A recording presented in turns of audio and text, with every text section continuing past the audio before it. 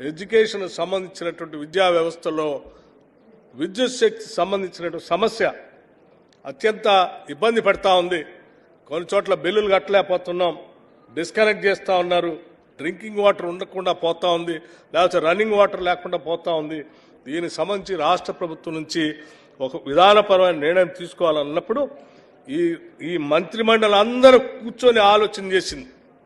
అసలు మన బిడ్డలనే కదా మనం చదివిచ్చేది.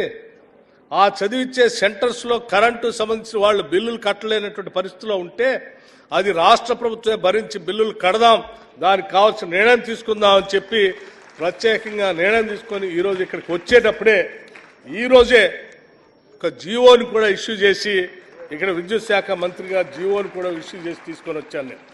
దీనికి సంబంధించిన GO government after careful examination have decided to provide free power supply to the government educational institutions in the Telangana state to impart quality education.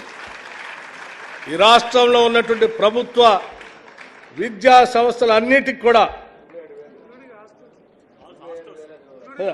అన్ని వ్యవస్థల ఇన్స్టిట్యూషన్స్కి ఈరోజు ఫ్రీగా ఉచితంగా కరెంట్ ఇచ్చేటువంటి కార్యక్రమాన్ని అనౌన్స్ చేశాం.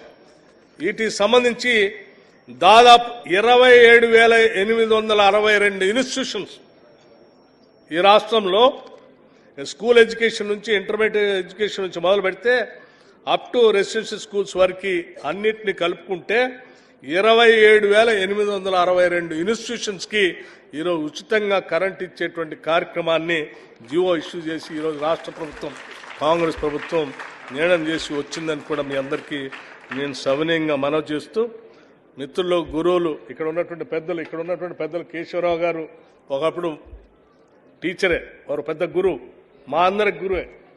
అట్లాగే ప్రొఫెసర్ కోదండరామ్ గారు, నేను స్టూడెంట్గా ఉన్నప్పుడు నిజాం కాలేజీలో వారు నాకు లెక్చరర్ కూడా. అట్లాగే చాలామంది గురువులు చాలామంది ఉన్నారు, శాసన మండలి సభ్యులు కూడా.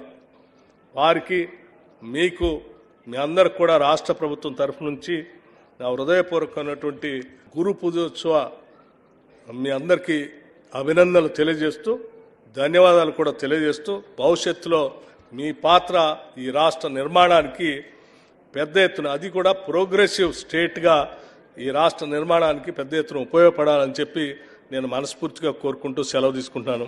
జై హింద్. నమస్కారం.